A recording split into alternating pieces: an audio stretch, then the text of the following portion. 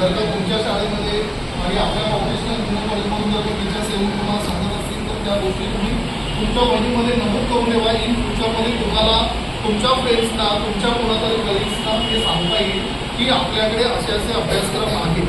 Okay, त्यामुळे मला बिलकुलही मी smile चालणार नाही. ओके, काही काही मुलं बघतोय तर काही मुलं हसतायत, काहींना म्हणजे सिरियसनेस नाही आहे. फक्त तुमचा जो काही ब्रेन आहे ना तो फोकस करा की तुम्हाला काय ऐकायचं आहे आणि मी जे काही तुम्हाला काउन्सिलिंग करणार आहे ते तुम्हाला काय सांगणार आहे त्याबद्दल तुम्ही फक्त ऐकून घ्यायचं आणि ते ब्रेनमध्ये ठेवायचं. इन फ्युचरमध्ये तुम्हाला त्याचा फायदा होणार. ठीक आहे. बरं, माझा सब्जेक्ट मॅडमनी सांगितलेला आहे हॉटेल मॅनेजमेंट आणि कॅटरिंग टेक्नॉलॉजी आहे. आणि ह्या हॉटेल मॅनेजमेंटमध्ये भरपूर असे विषय आहेत.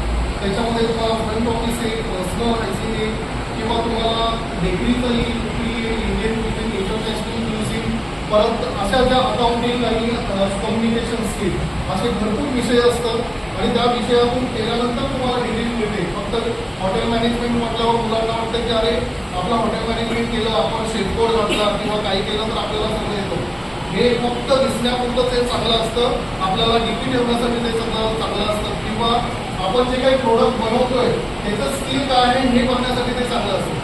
पण तुम्ही जेव्हा प्रोडक्ट बनवता स्वतःहून किंवा तुम्हाला शेफ कोणतरी असेल ते शिकवतात, पण त्या शेफकडे स्किल आहे, पण तो जर का शेफ तुम्हाला स्किल देत असेल, एखादा केक कसा बनतो हे शिकवत असेल, तर ते तुमचा केक जर का त्याच्या पद्धतीने झाला तर ते तुमच्याकडे आलेलं स्किल आहे. ओके, बरं, मला दिलेले टॉपिक आहे ते अन्न प्रक्रिया, गृहविज्ञान म्हणजे होम सायन्स आहे, आणि हायजीन.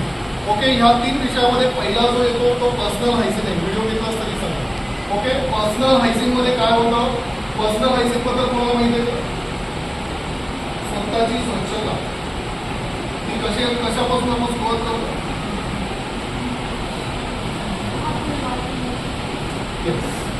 सकाळी उठल्या आपण ब्रश करतो, बरोबर? ब्रश केल्यानंतर वॉशरूमला जातो. या सगळ्या गोष्टी आहेत त्या पर्सनल हायजीन हा रेग्युलर असतात. ओके, बंद.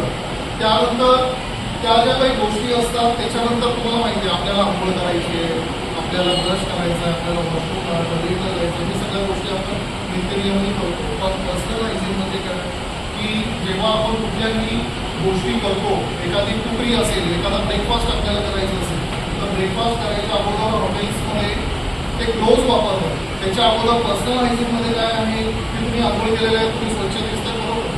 पण जेव्हा तुम्ही बाहेरून हॉटेलमध्ये किंवा किचनमध्ये एंट्री करतात त्यावेळेला तुमचे हात हे स्वच्छ पाहिजे.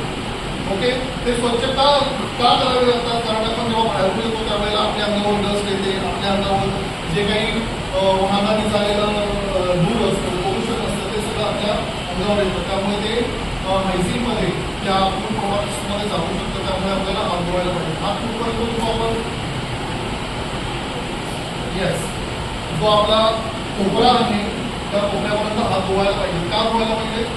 कारण कोरोनामध्ये आपण शिकलेलो आहोत. कारण आपले जे फिंगर्स जे असतात त्या फिंगर्समध्ये बॅक्टेरिया असतात. आपण हात धुतो, आपल्याला घाई असते, पोटमध्ये आपण निघून जातो, पण ते हात कंटिन्यू धुवायला पाहिजे. पण इथून धुतल्यानंतर ते एल्बोपर्यंत सगळा साबण जो काही पाणी आहे ते सगळं खाली येतं. त्यामुळे एल्बोपर्यंत आपल्याला ते हात पूर्णपणे स्वच्छ धुवावे लागतात. ओके, त्यानंतर आपल्या बोटाची